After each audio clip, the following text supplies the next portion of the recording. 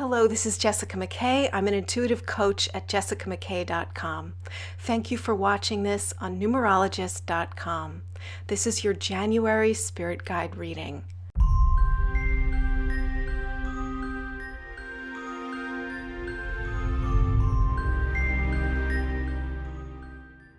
So I was trying to think about how to make this less boring. We've done this before. Most of you know how this works. You pick either message number 1, number 2, or number 3, and then I read oracle cards. But we are entering a new decade, and it really occurs to me that in order to move forward in a different way and not have the same outcomes that we had in the previous decade with the previous obstacles and things that may have contributed to you feeling stuck, we need to change the routine a little bit. And in shamanism, this is what's known as doing the opposite.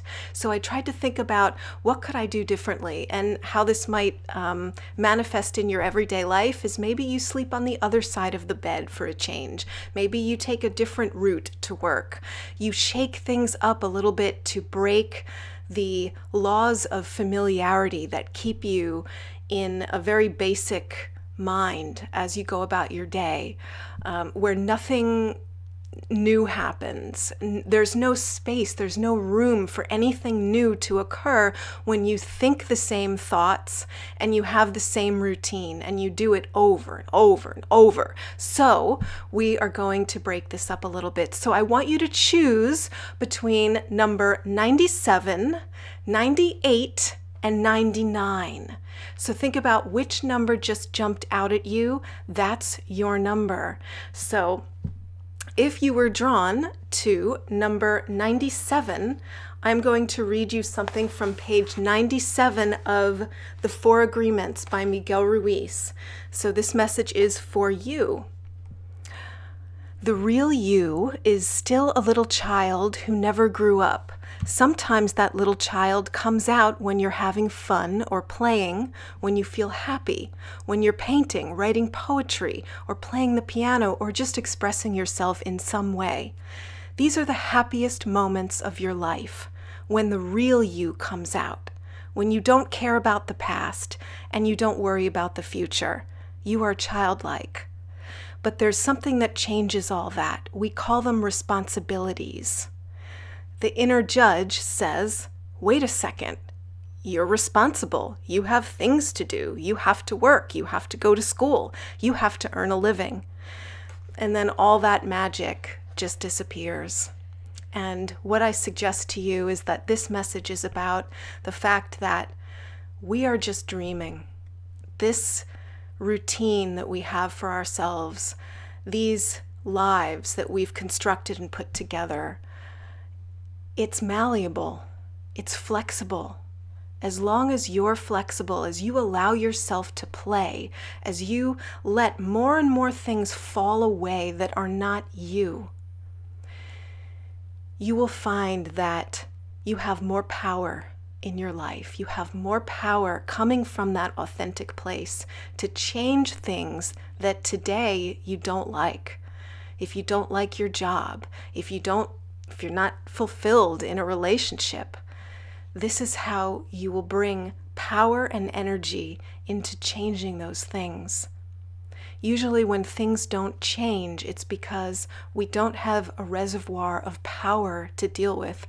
We're just trying to survive every minute of every day.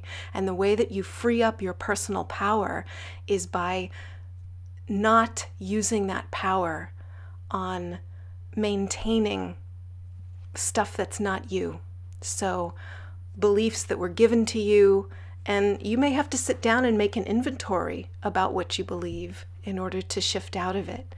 But that is the message. Get back to your childlike core and throw out some stuff that feels heavy to you. So this is a message of liberation and freedom. That is your road. That's what you're being invited to take. Okay, so if you were drawn to message 98, I am going to read page 98 of Emptiness Dancing by Adyashanti. And I'm just going to choose one sentence. I am a human being. I am a woman or I am a man. I am somebody's daughter or son. You start to see that when you're not thinking yourself into existence, who you have taken yourself to be literally isn't there anymore. So this is about labels. This is a message about the labels that you give yourself and the stories you tell yourself. For instance, my boss is mean and therefore I'm not able to enjoy my life the way I would like to, or, my parents were alcoholics and because of that, that's why I'm so screwed up now. Things like that, the labels, the stories that we give ourselves, identifying with being a woman or being a man, identifying with a religion or, a disease. These labels that the mind gives, we love to separate the universe into compartments. And so this message is asking you, what are the labels? What are the things that you really identify with? And are they true? Are they real? And if you find a space where they're not real or they don't have to be real, is there a way that you can sink more into the I am of consciousness, of spirit? And from there, what miracles are possible for you? And of course, it's hard to do this. This isn't something that you can do every minute of every day, but you can try it in meditation. That's why when you meditate, you try to be aware of your breathing, of the here and now, of what's going on in your body right now, and just seeing the stories, witnessing the stories, but not believing them, not being taken on that ride. And I really, my desire for you this year is that you get off that roller coaster ride that's all mental, where your mind is worrying about stuff in the future and taking you on that ride and labeling you and labeling things in your life so that you feel completely stuck. That's what happens to us. And so my intent for you for 2020 is that you don't have to be on that ride anymore, that somehow you recognize when you're on it and you see it and you say, oh, I don't have to do that. And you make the decision to think something else or to believe something else. So that is the invitation.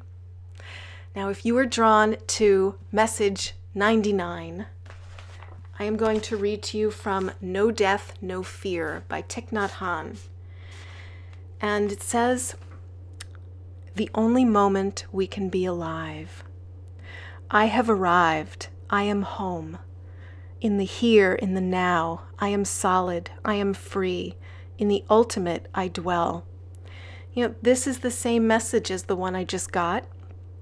It says, we cannot enjoy life if we spend a lot of time worrying about what happened yesterday and what will happen tomorrow. We worry about tomorrow because we are afraid. If we are afraid all the time, we can't appreciate that we're alive and we can be happy now.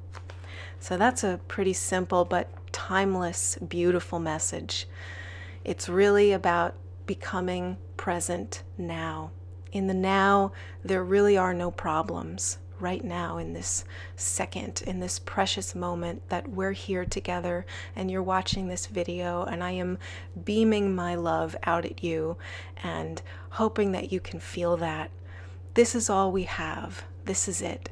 So enjoy the now. Enjoy the moment. Be free. Be free. That's what I'm getting from this. Let me see if there's just another little tidbit in here for us. We're afraid all the time of what the future will bring. We're afraid we'll lose our jobs, our possessions, the people around us that we love. So we wait for the magical moment, sometimes in the future, when everything will be the way we like, as we want it.